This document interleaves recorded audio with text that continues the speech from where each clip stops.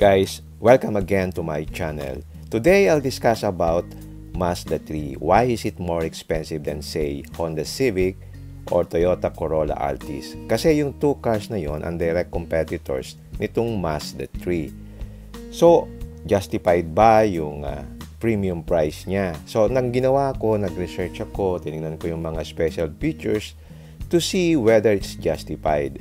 And for you to decide also if you will consider Mazda 3 as your car. So halika, samahan niyo ako.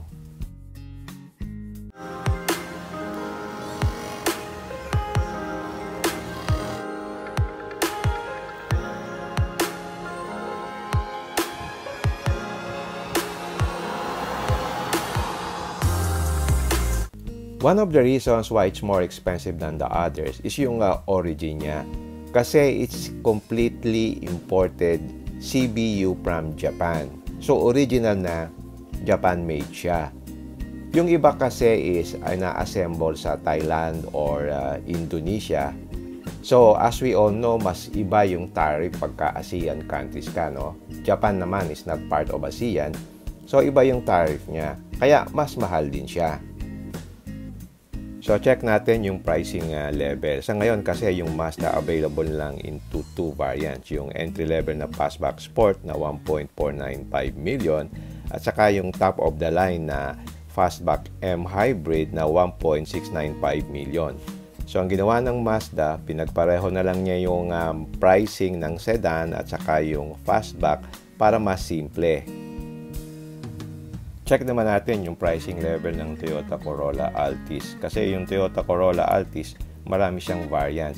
So, i-compare lang natin dito yung automatic para mas okay yung comparison.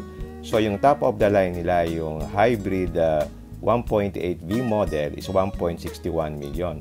Followed by yung V model na 1.23 million. And then, meron din silang yung G model na 1.13 million.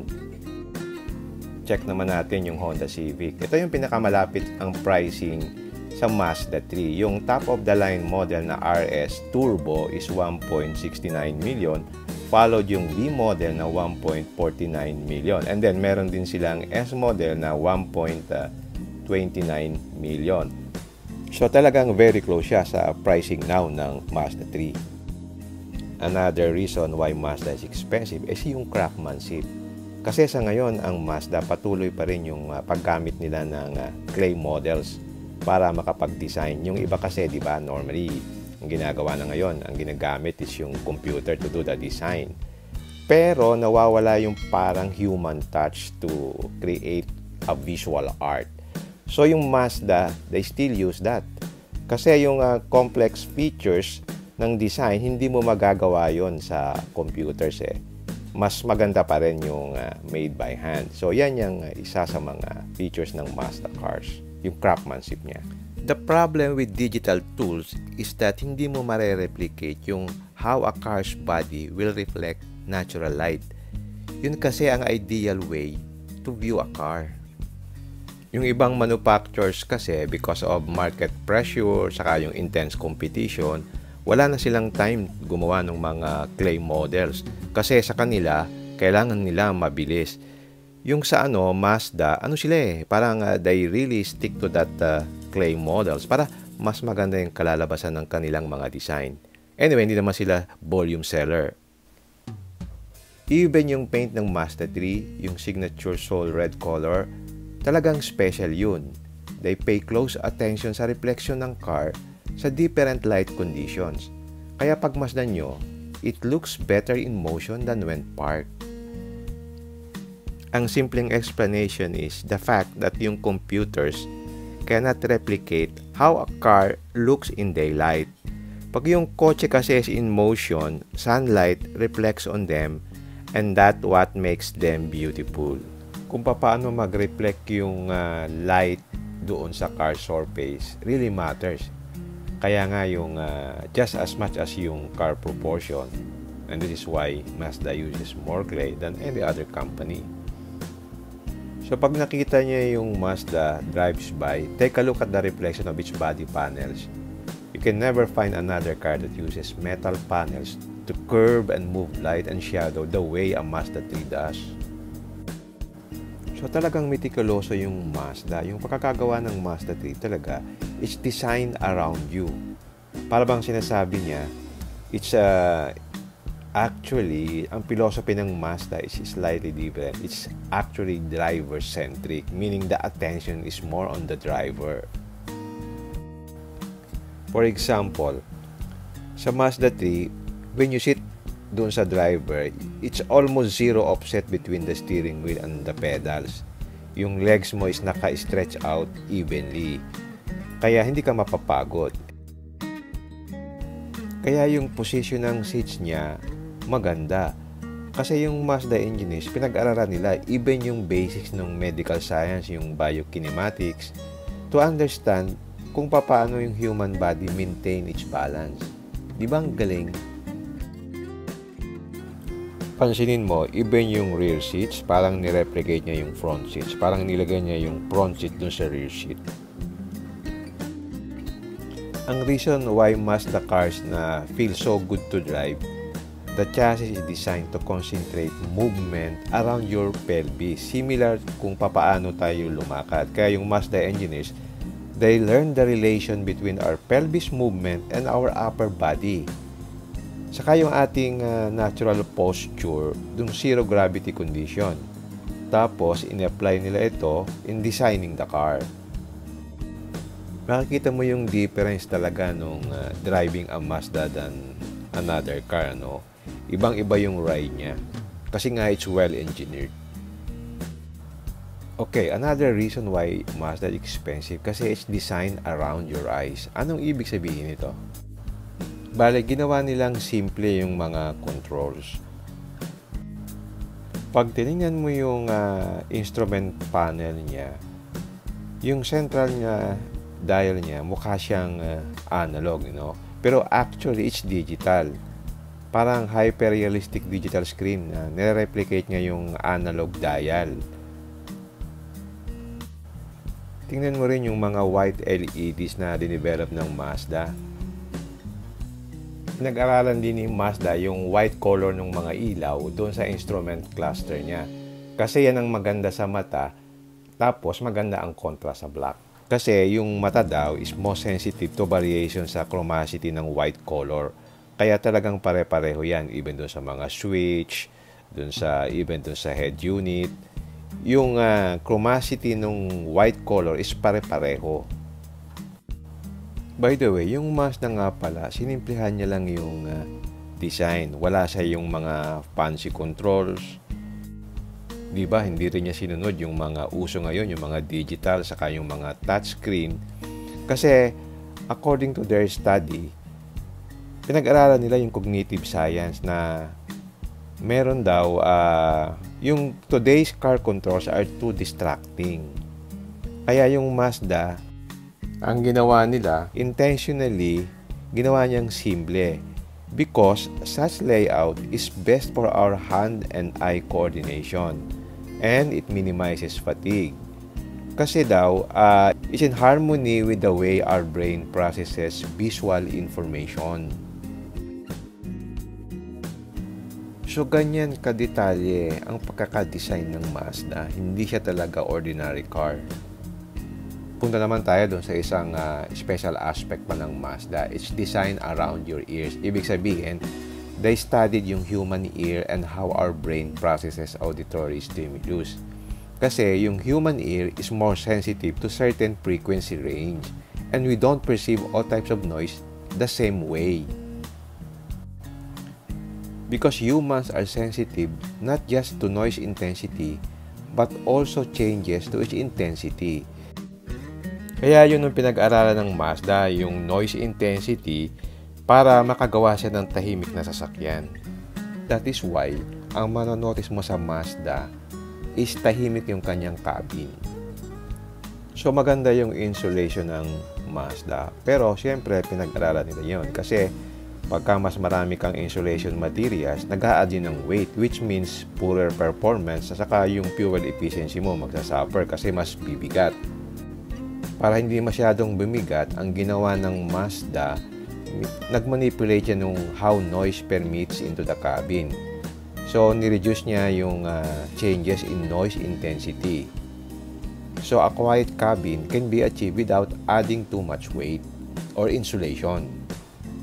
In fact, even yung floor mats niya, dinesign niya yun to work as a sound-absorbing material. No detail is too small for Mazda. So, huwag niyong palitan yung floor mats. Meron pala yung sound-absorbing material. And even yung upholstery niya, sound-absorbing din. Ang isa pa sa mapapansin mo sa Mazda, ang ganda ng sound system niya. A lot of work have gone into redesigning yung door frame saka yung power windows so that you can place the front speakers doon sa may dashboard. At saka yung speaker niya, makikita mo doon sa upper door panels. Instead, di ba, usually na sa may lower door panel. May dahilan yun para mas maganda yung sound. According to Mazda, kaya yung iba nilalagay yung speaker doon sa lower door panel kasi doon mas murang ikabit. Kasi hindi ka na mag-a-adjust ng mga mechanism sa loob ng door. Pero, yung quality ng sound is not very good. Kaya, doon niya inilagay sa taas. Kaya, yung mga mechanism, in-adjust niya to accommodate the placing of the speakers doon sa may higher side ng door panel. Just imagine a very quiet cabin with a very nice sound system. Panalo, di ba? And lastly, I think one of the best advantage ng Mazda really is yung kanyang handling. Sa marketing collaterals ng Mazda, sinasabi niya na torsion beam yung kanyang rear suspension, which is a step down from the previous model na multi-link. Pero in fact, yung torsion beam, hindi talaga siya torsion beam per se. Pareho siya sa itsura ng torsion beam, pero it doesn't work like one. Ang highlight ng design noon is yung variable diameter ng beam. So, it allows Mazda to replicate pretty much yung multi-link suspension na ginagawa niya, but with less moving parts. Therefore, less maintenance and taking up less space. So, nung binago niya na yung diameter ng beam, bali mas manipis doon na sa gitna, yung beam is able to control yung flex ng side-to-side movement ng sasakyan. So, pretty much the same way as a multi-link suspension system, but with less moving parts. So, it's more quiet and easier to tune. So, ramdam na ramdam mo yung suspension niya with that torsion beam system and G-vectoring system, especially dun sa mga twisting roads. Definitely very, very good. Okay, summarize na natin. Is Mazda 3 overpriced? Well, it depends on how you look at it. There are always two sides of the coin, no? Depending on how you value things. For people who value these things, it's actually a good price. But for others, it's overpriced. Para bang it's too unique, it's too nice of a product, and it's too good for a car buyer. So parang ano talaga siya, for driving enthusiasts. So sabi nga nila, yung Mazda 3 is an expensive car with a cheap car badge. Some people would even say that the thought and attention to detail that went into it is at par or even surpasses the Mercedes-Benz C-Class or BMW 3 Series. Of course, not all people will agree to it. It depends on the people how they perceive value. So for discerning few, it's an absolute bargain. For other mainstream users, they are influenced by fears who don't know any better. It's just an overpriced lump of metal. Now, ang tanong, is Mazda competing with BMW? Just to be clear, it's still a long way from being seen as an equal to Mercedes-Benz or BMW. What will happen is, unti-unti, it will take over yung space for premium driven-centric cars. Ito yung space na nandun ngayon ng BMW, which is in the long run is parang lumalayo siya doon sa premium segment na yon. Ibig kong sabihin, yung BMW is parang it's moving more about connected drive. Meaning to say, connected with the drivers. They're embracing new technology to survive yung next decade. Parang bang pupunta siya dun sa internet-centric mobility company kayong mga computer-aided, etc. etc.